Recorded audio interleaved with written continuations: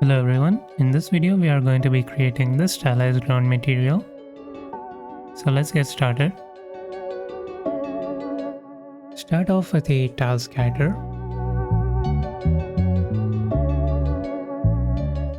For the pattern, use a circle with softness set to 1.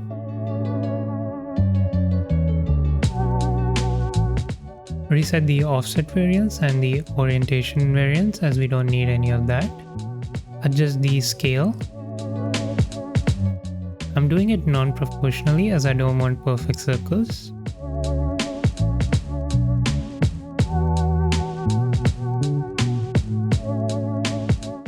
And a 2x2 grid is enough. Let's duplicate the tile scatter. Increase the count to 10. Change the blend mode to maximum and increase the variance.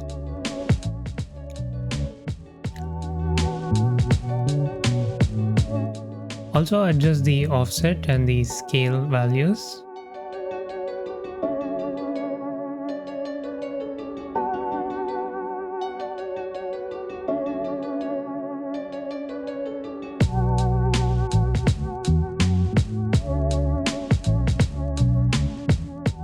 We want larger shapes to overlap on each other.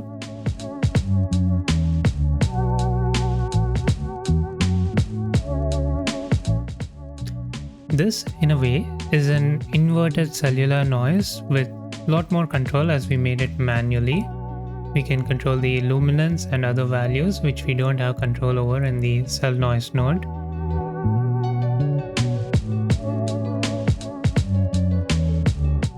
Let's subtract this. Lower the opacity till we get something that looks like this.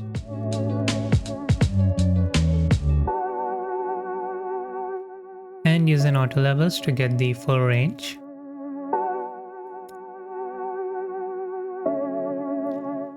Now we essentially have an atlas with 4 different shapes. Now we need to tile these. Let me show you what I did on my first try. There, I'm taking a transform. You can also take a crop to separate the individual shapes. And with the 4 shapes separated, we are tiling them using the tile scatter node. This is a total mess, but I just wanted to show you in case you wanted to extract the individual shape for any reason. After doing all that, I discovered that there is a atlas scatter node. This is great to scatter atlas patterns. Change the atlas type to grid. We can do a 6x6. Color set it to maximum with some variance.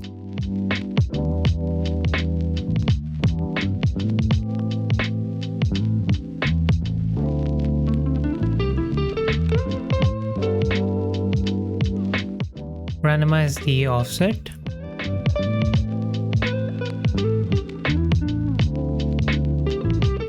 Increase the scale for the patterns to create overlap. And add some variance here as well.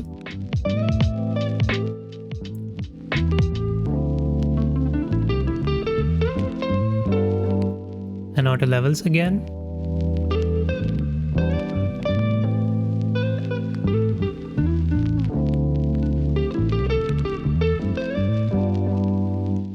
Duplicate the scatter node and just double the count so we get smaller shapes.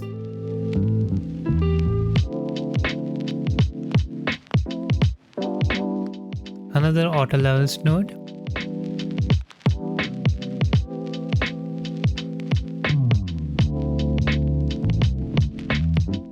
Blend this with maximum to basically add the smaller pattern on top of the larger base pattern.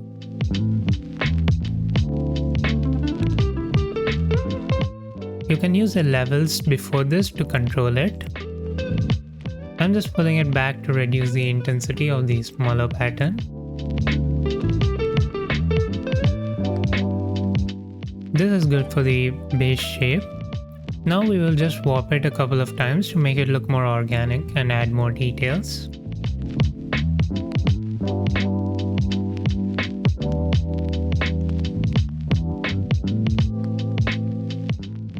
Let's start with a directional warp. Set the directions to 1.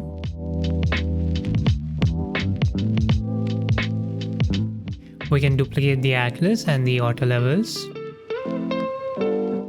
Increase the count a bit. Blur it and connect it to the intensity input for the warp.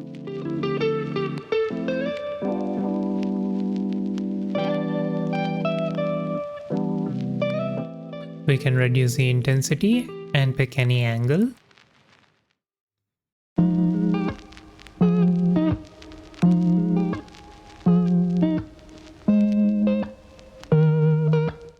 Duplicate this. We can use the same intensity input and the values.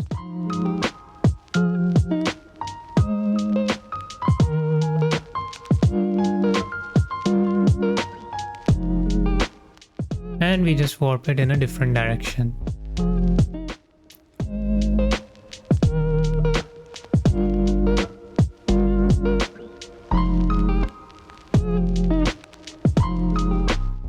Now, let's use a simple warp. For the input, use a Gaussian noise with a lower scale.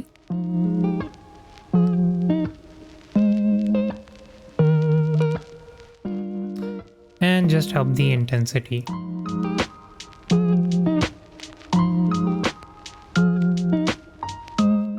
Next, let's do another directional warp. We can use the same intensity input. Now we are going to do something interesting with this. You can choose any number of directions, but if you change the directions to n, you can choose beyond what's available with the direction count slider. However, the minimum is 8. But with most values in InstaMAT, you can manually type it out and you can go to a lower value like 1. This is interesting because it works differently than just setting the directions to 1. You can see how we get different results. With this, we are pushing the entire pattern in one direction based on the angle. But when you change it to n and set the directions to 1, this time the pattern stays in place and pushes out the paths based on the intensity input.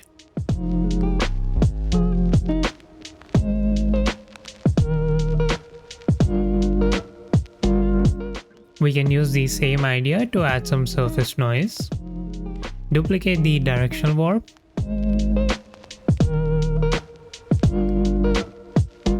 For the input, let's use simple clouds with a higher scale.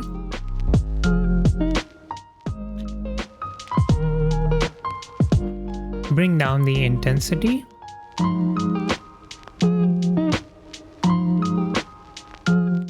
And we have a rough surface.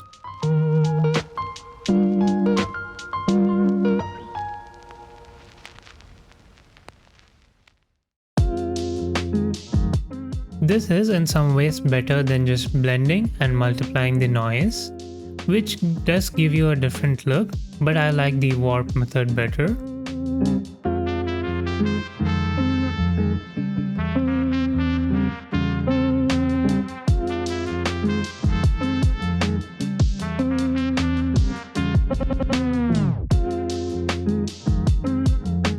Now to add some stones, let's duplicate the atlas setup from the beginning. I will just adjust these settings a little.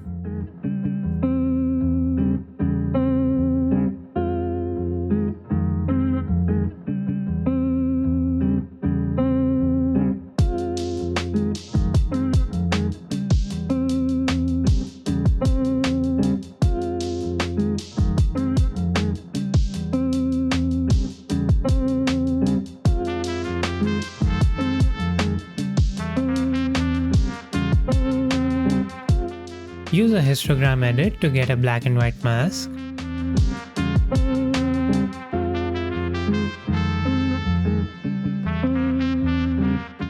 Also add a flood fill with that.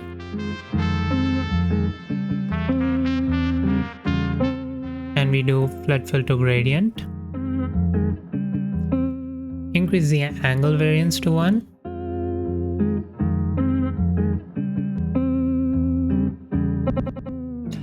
Duplicate it and use a different seed.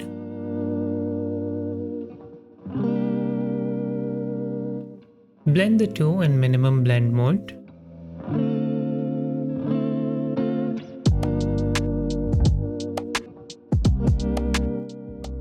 Finally, blend the whole thing back with the original pattern and set it to minimum as well.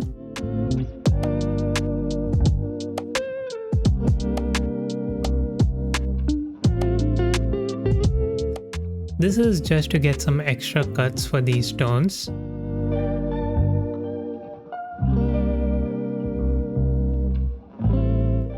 We can use curves here to control the cuts that we made. Adjust it till we get something that looks like random cut stone.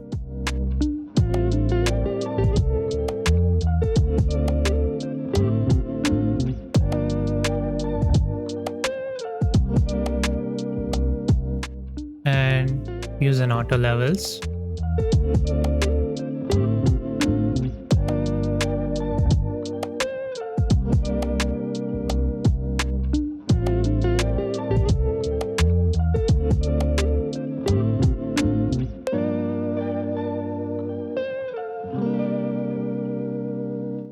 Let's use an atlas scatter again.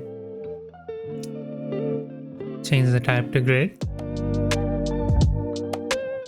For this, let's do 16 by 16.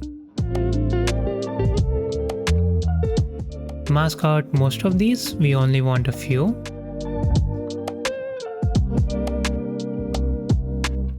Increase the offset variance.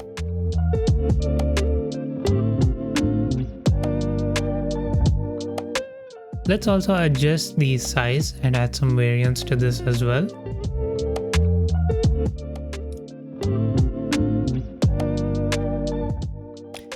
You can see some stones are overlapping on each other.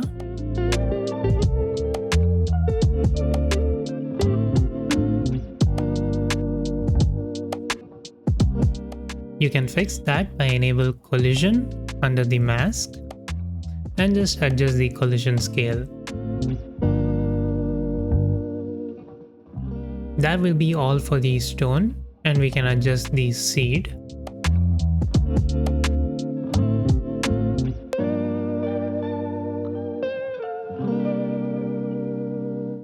I'm just going back to adjust some of the parameters.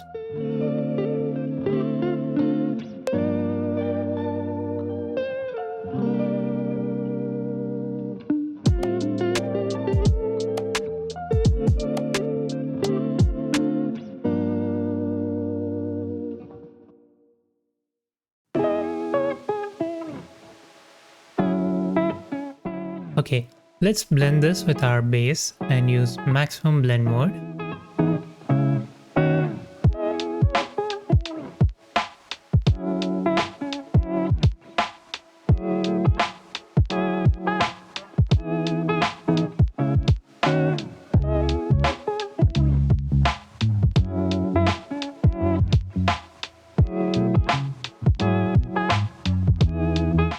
We can use the levels before to reduce the range of the ground to make it a bit flatter.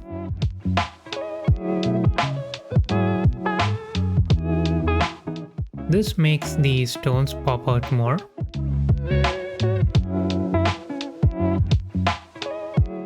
Okay, that looks good enough for the height. Let's finish it with an auto levels.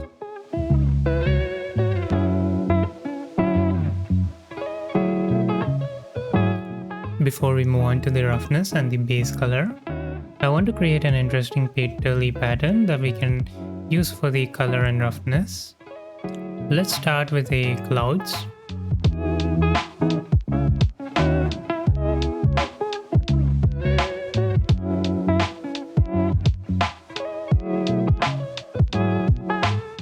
Slope warp that.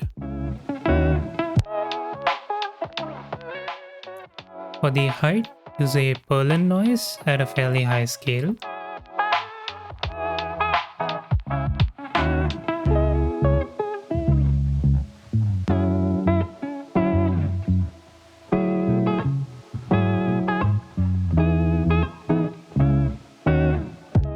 Now, use a directional warp. We're going to do the same thing as before. Set the direction to N and change the count to 1. This warps it in place. For the input, let's do smudges.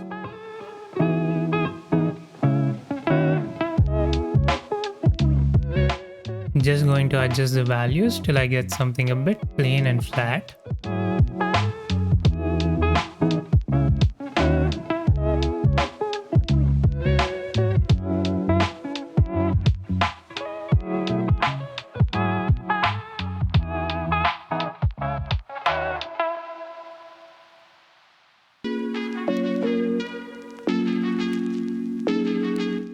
Use a transform to stretch it out.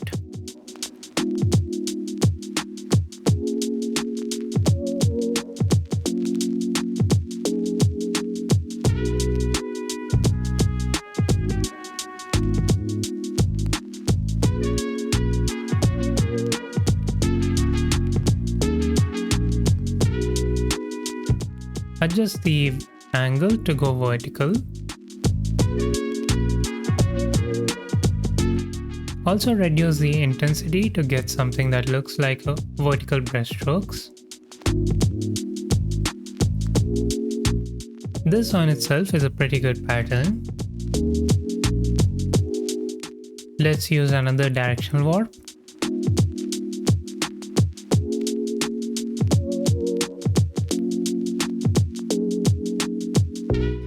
Make it so it warps horizontally with the angle.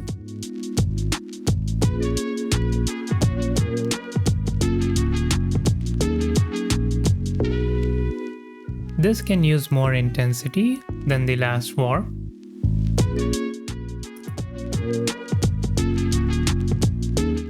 Let's do an anisotropic blur. Lower the intensity a little bit. Duplicate this and change it to 90 degrees.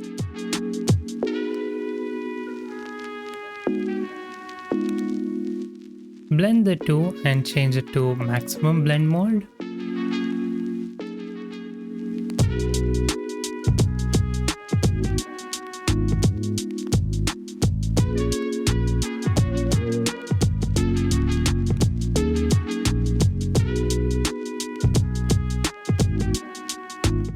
Use an outer levels after that. As you can see, this setup with blending anisotropic blurs in maximum blend mode gives this really cool pattern that kinda looks like the glare node from Blender Compositor when you set it to streaks mode. I just thought it looked kinda nice.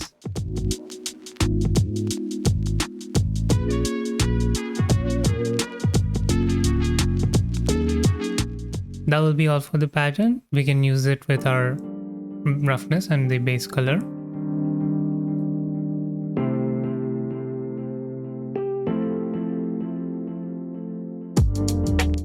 Okay, let's start working on the roughness. Start off with the levels. Invert it and bring up the white to make it more rough.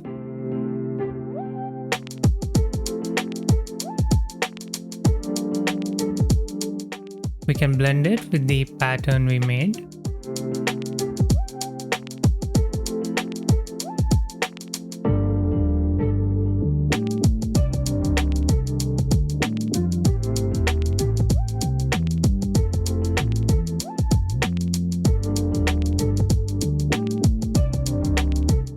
Set it to multiply and let's put it pretty low.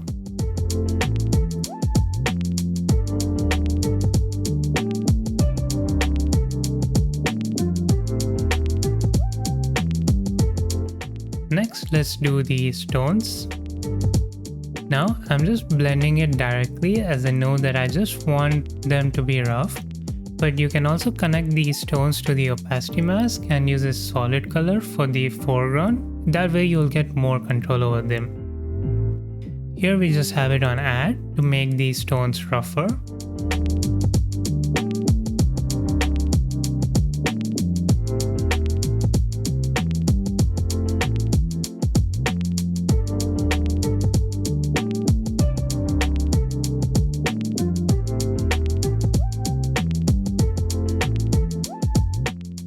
we can just blend a simple dirt pattern.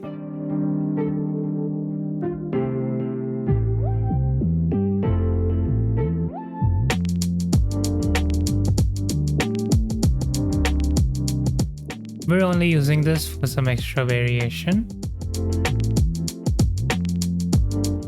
You can try with other dirt, grunge or noise patterns.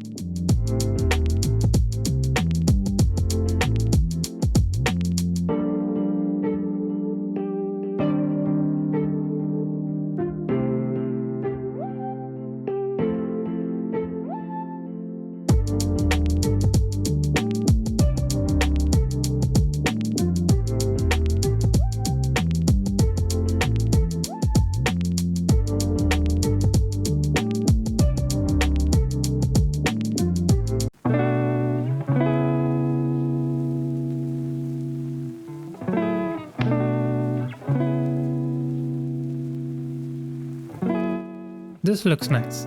I'm going to blur the dirt a little bit.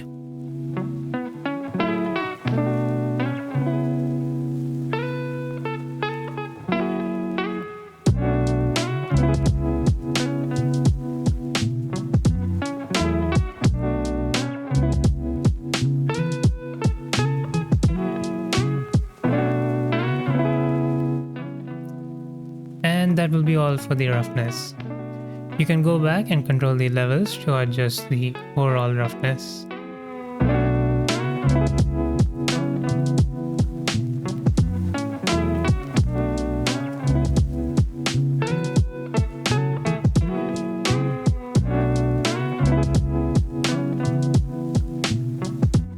Moving on to the base color, let's directly use a gradient map for this. I'm taking it before the auto levels, but you can take it afterwards as well.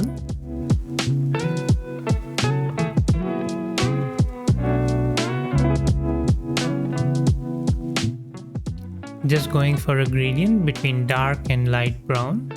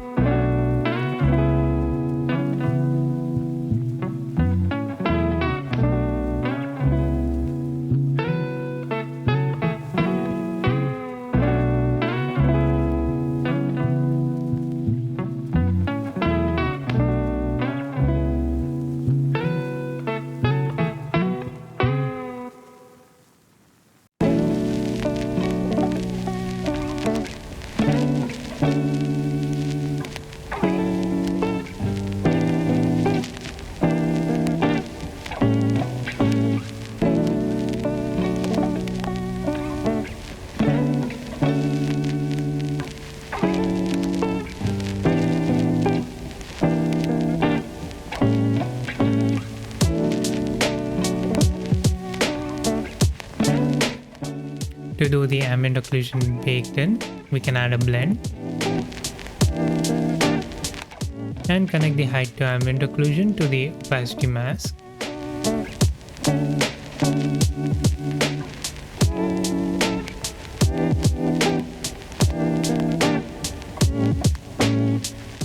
We can use the levels before to invert it.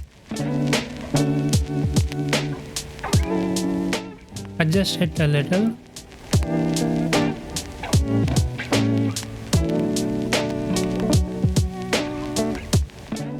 and we can use a darker color for the foreground.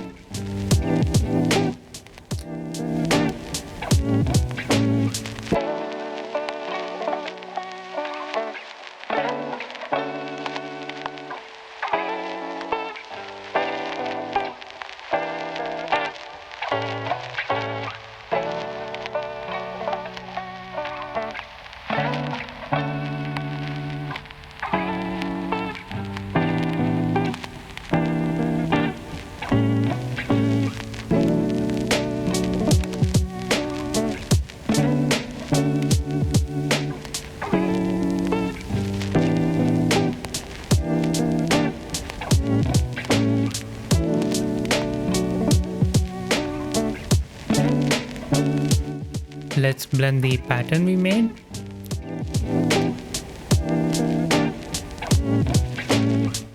Connect it to the opacity mask.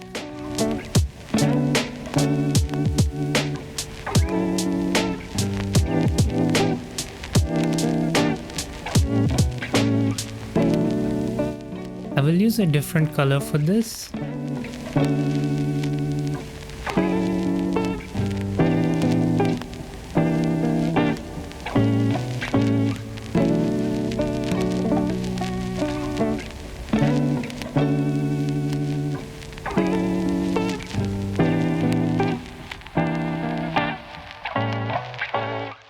Set it to multiply and adjust the opacity.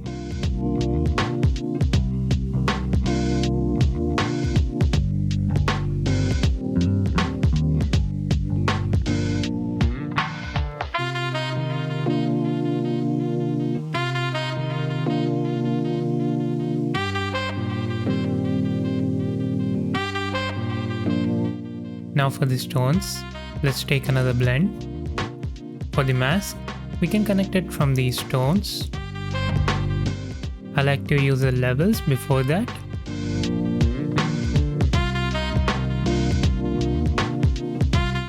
And connect it to the opacity. You can use a histogram edit, but I like levels for finer control. For the color, I'm just taking something lighter.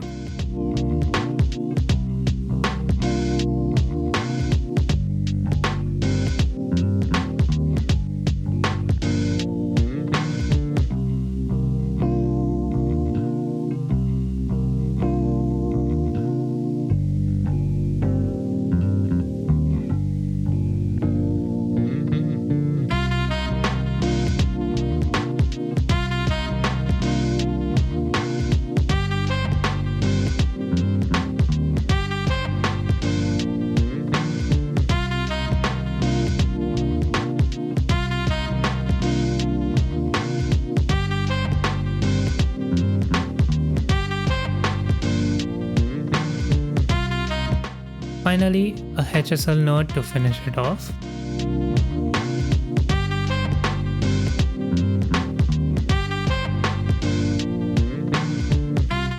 With that, this material is completed.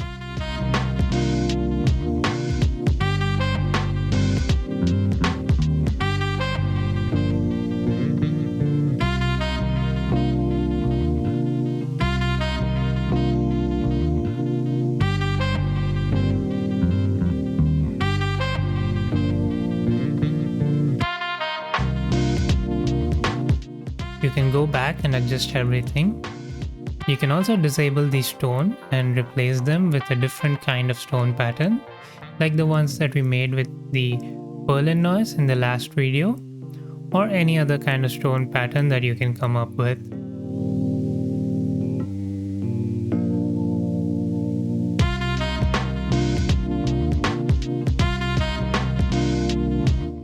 And this pattern that we made, we can reuse in any other material.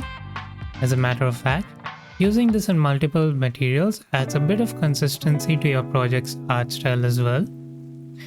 You can adjust the setup to your liking. I also like this pattern here. Maybe you can directly use that with some changes to it.